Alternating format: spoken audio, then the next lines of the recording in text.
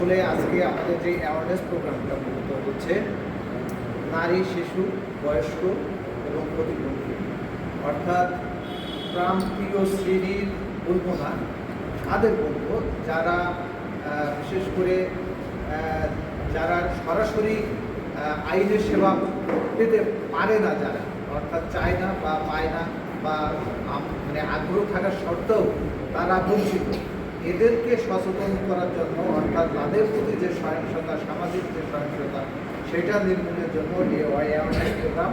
এখানে আমরা এই অ্যাওয়ারনেস প্রোগ্রামে কিন্তু সবাইকে রেখেছি, সকল সুধীজন, সকল সমাজের সুধীজন যারা আছেন বিভিন্ন পর্যায়ে তাদেরকে রেখেছি।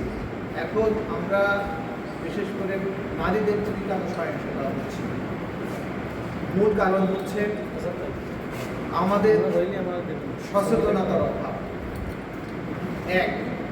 দ্বিতীয় কথা হচ্ছে আমাদের যে মূল্যবোধ, সেই মূল্যবোধ থেকে অনেক দূরে সরে চলে এসেছি আমরা। যারা এখানে সচেতন মহল আছেন তাদেরকে বলবো যে আপনারা আপনাদের এই যে নারী বা শিশু যারা আছে তাদের, বা প্রতিবন্ধী বা বয়স্ক যারা আছে, তারা আমাদের সমাজের গুরুত্বপূর্ণ অংশ। হয় কারোর মা, অথবা কারোর বোন, অথবা কারোর সন্তান, অথবা কারোর পিতা, তারা কিন্তু আমাদের সমাজের একটা অংশ। তারা কেন বঞ্চিত থাকবে এবং তাদের প্রতি কেন সহিংসতা হবে?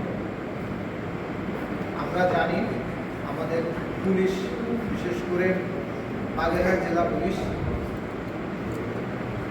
নারী, বয়স্ক, প্রতিবন্ধী এবং শিশু নির্যাতন প্রতিরোধে যে প্রোগ্রামগুলো করি আমরা বিভিন্ন, বিশেষ করে কমিউনিটি পুলিশিংয়ের মাধ্যমে, তারই ধারাবাহিকতায় এবং তারই একটা অংশ কিন্তু এটা। আমরা বিশেষ করে আপনারা অবগত আছেন যে আমাদের প্রত্যেক থানায় নারী ও শিশু হেল্প ডেস্ক আছে, যে সমস্ত সেখানে দায়িত্বপ্রাপ্ত আমাদের নারী সদস্যরাই, অনেক সময় দেখা যায় কিছু কিছু বিষয় আছে তাদের পুরুষ যারা আছে পুলিশ সদস্য তাদের কাছে শেয়ার করা যায়, সেই জন্য কিন্তু নারী ও শিশু হেল্প ডেস্ক দায়িত্বপ্রাপ্ত কিন্তু আমাদের নারী পুলিশ সদস্যরাই আছে। আপনারা যখন বিভিন্ন বিষয়ে কথা বলতে পারবেন না, তাদের কাছে যাবেন, আপনাদের সমস্যার কথা বলবেন, আপনাদের আইনের যে সেবা সেটা আমরা দেওয়ার জন্য পদক্ষেপ কোনো কার্পণ্য নাই। আপনারা যাবেন এবং আপনারা আইনের সেবা দেবেন।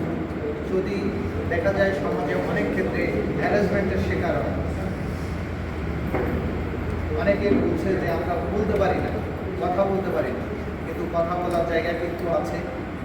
আপনারা জানেন নারী ও শিশু হেল্প ডেস্ক তো আছে এবং 999 আছে পুলিশের।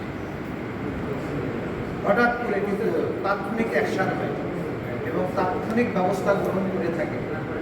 সাথে সাথেই কিন্তু আমরা 999-এ ফোন করলেই আমাদের পুলিশ হেডকোয়ার্টার থেকে সাথে সাথে সংশ্লিষ্ট এলাকার অফিসার ইনচার্জ সহ যারা দায়িত্বপ্রাপ্ত অফিসার আছে তাদেরকে অবহিত করে এবং তাদেরকে উদ্ধার এবং প্রয়োজনীয় ব্যবস্থা গ্রহণ করে থাকে। এইগুলো অনেকে আমরা জানি না যে 999-এ কথা বলা যায়। 999-এ আমাদের সবার কাছে মোবাইল অ্যান্ড্রয়েড সেট আছে বা বাটন সেট আছে। আমরা কিন্তু সাথে সাথেই কিন্তু যদি আমরা 999-এ আমরা কল করি তাহলে কিন্তু আমরা এই বিশেষ করে নারী বা শিশু যারা হ্যারাসমেন্টের শিকার হয় তারা তাৎক্ষণিক ব্যবস্থা পেয়ে থাকে। তা একটা বিষয়, আর একটা বিষয় আছে যারা বয়স্ক বা প্রতিবন্ধী আছে তারা কিন্তু আমাদের সমাজের অংশ।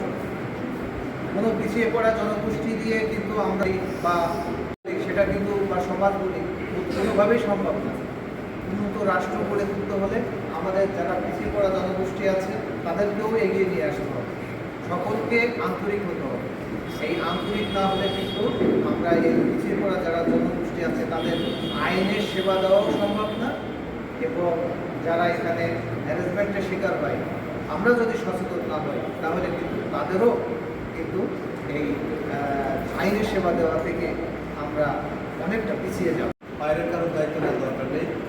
পরিবারের অপর এক সদস্যকে যদি একইভাবে একটু সচেতন করেন তাহলে এই যে স্যার এত দূর থেকে জেলা প্রত্যেকটা থানায় আমরা যাচ্ছি, তাহলে আমাদের এই কষ্টটা সার্থক হবে বলে আমরা মনে করি। আমরা বিশ্বাস করি যে উদ্দেশ্য নিয়ে আমরা এই প্রোগ্রামটা চালিয়ে যাচ্ছি, আমাদের স্যার ব্যাপক শ্রম দিতে হয়। ছাত্ররা কালকে রাত 8-9টার আগে স্কুল গেলে স্পেশালের সাথে হাজারো কাজ, তার মাঝখানে তাকে আসতে হয়েছে। তো এই যে পোস্টটা